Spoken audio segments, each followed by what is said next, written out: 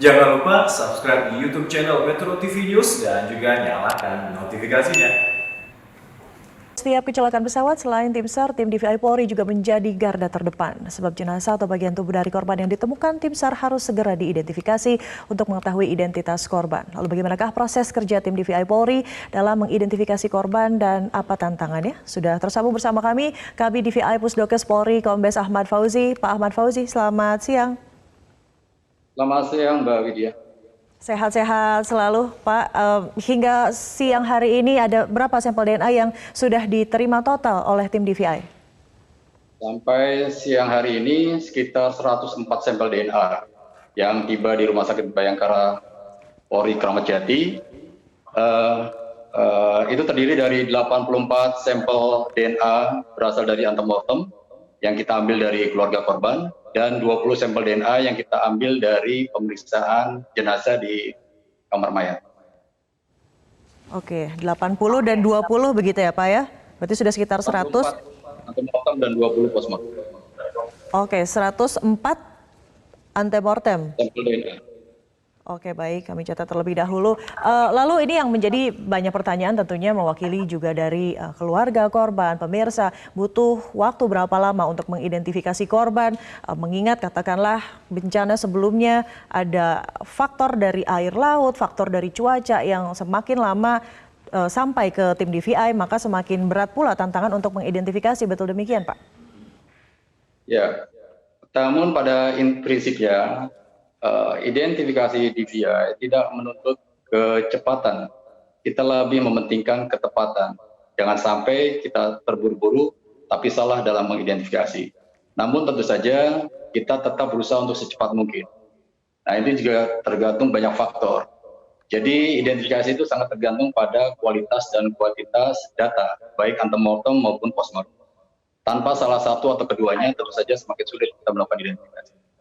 Nah, maka untuk lebih mempermudah tentunya pekerjaan dari teman-teman tim DVI, apa saja data korban dan yang harus disiapkan oleh keluarga korban kemarin juga sudah sudah dihimbau begitu bagi keluarga yang akan datang supaya lebih mempermudah proses administrasi, proses nanti untuk mempermudah identifikasi. Silahkan dihimbau kembali, Pak.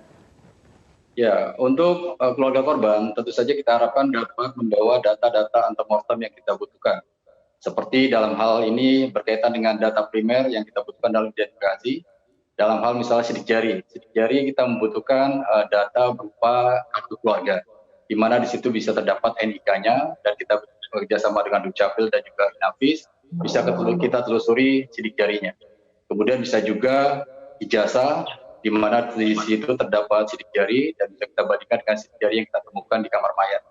Untuk gigi, kita bisa minta dental record, di mana ketika korban pernah ke dokter gigi, itu bisa dicari dokter giginya mana dan minta data rekodnya dari dokter gigi tersebut, bisa berupa odontogram, catatan perawatan maupun ronsen giginya. Sedangkan untuk DNA, sebaiknya yang datang itu adalah orang tua kandung atau anak kandung, di mana kita bisa ambil sampel DNA. Oke, mengingat juga ini terkait pandemi COVID-19, banyak keluarga ataupun orang tua yang urung begitu untuk langsung datang karena ketakutan pandemi. Apa yang Anda sarankan? Silahkan Pak Ahmad Fauzi. Jadi sebenarnya tidak perlu orang tua itu datang ke Rumah Sakit Bayangkara Kramat Jati. Untuk keluarga korban yang ada di Kalimantan Barat, itu bisa mendatangi posko DVI yang ada di sana. Tentu saja dengan memperhatikan protokol kesehatan.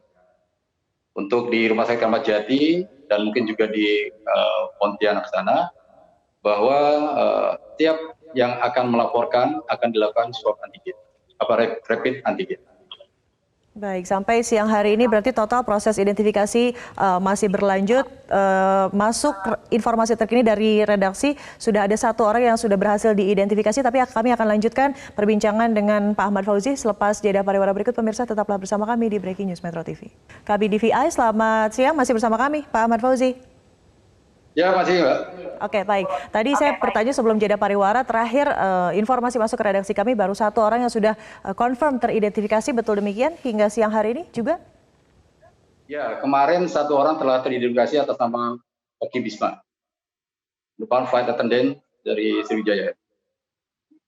Baik, jadi hingga hari ini pun atau hingga siang hari ini masih terkonfirmasi baru 1 begitu. Proses yang akan dilakukan sekarang sudah berapa korban Pak berarti sedang diidentifikasi? Masuk hari ini total 72 kantong jenazah dan 11 kantong properti. Sampai siang tadi diperiksa 33 kantong jenazah dan mungkin nanti kalau misalnya ada temuan dari postmortem dan antemortem yang kira-kira mengarah pada satu individu akan dilakukan rekonsiliasi dan mungkin kalau misalnya teridentifikasi hari ini akan dirilis hari ini. Baik, kita juga kemarin mendengarkan bahwa dalam 1 kantung begitu berisikan semua identitas dari mulai KTP, lalu surat izin mengemudi, bahkan ada sertifikasi begitu ya Pak ya. Ini juga sangat membantu tentunya dalam proses identifikasi. Namun keluarga yang datang tentunya juga sangat sedang berduka Pak. Apa yang disiapkan oleh teman-teman DVI untuk memudahkan, mungkin ada yang sedang shock, tapi tetap harus datang ke sana untuk memberikan data terkait proses identifikasi supaya lebih mudah. Di sini disiapkan juga pendampingan dari psikologi ya, psikologi yang kata INSI dan psikologi dari Mabes Polri untuk melakukan pendampingan terhadap keluarga korban.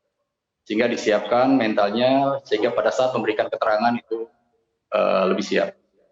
Baik, data-data apa saja Pak yang biasanya sering luput begitu oleh pihak keluarga untuk tidak dibawa dan akhirnya malah harus pulang kembali untuk membawa data tersebut dan proses pemberian data menjadi lebih lama? Seperti yang saya sampaikan tadi, seperti misalnya kalau untuk sidik jari kita butuh kartu keluarga atau juga mungkin ijazah di mana terdapat sidik jari di dalamnya. Kemudian untuk catatan gigi bisa minta ke dokter giginya. Atau cukup kita minta nomor telepon dokter giginya biar kita yang menghubungi.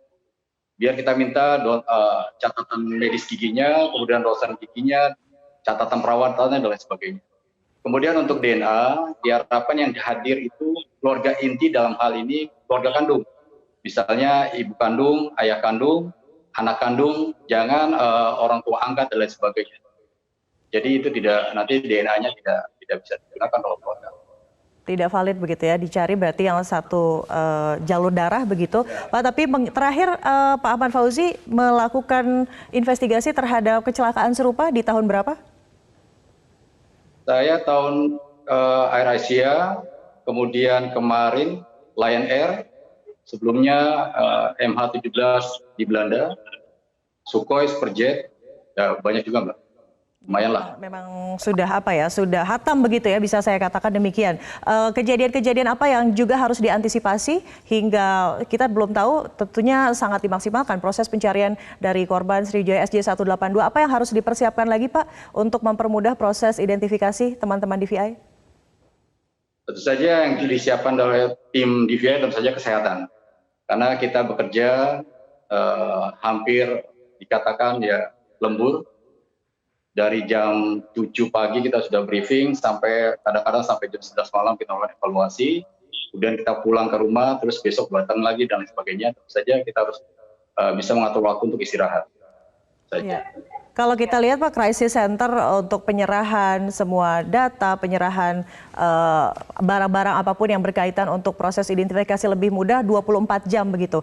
Teman-teman di DVI bagaimana cara mengaturnya dan tentunya ini menjadi lebih PR karena ada pandemi COVID-19 yang tetap kesehatan harus diprioritaskan. Pak Ahmad Fauzi. Ya kita di sini ganti-gantian saja Mbak. Jadi dibuat shift-shiftan sehingga tidak terlalu letih bagi tim. Yang kita lakukan adalah hanya membagi waktu saja, dibagi shift-shift. Dibagi shift, berapa shift Pak? Kalau tadi yang berjalan kita buat 3 shift. Dibuat 3 shift begitu ya. Baik Pak Ahmad Fauzi, Kabid DVI sudah bergabung bersama kami di Breaking News Metro TV. Terima kasih, selamat kembali bertugas Pak. Sama-sama kita doakan akan dilancarkan proses identifikasinya. Stay safe.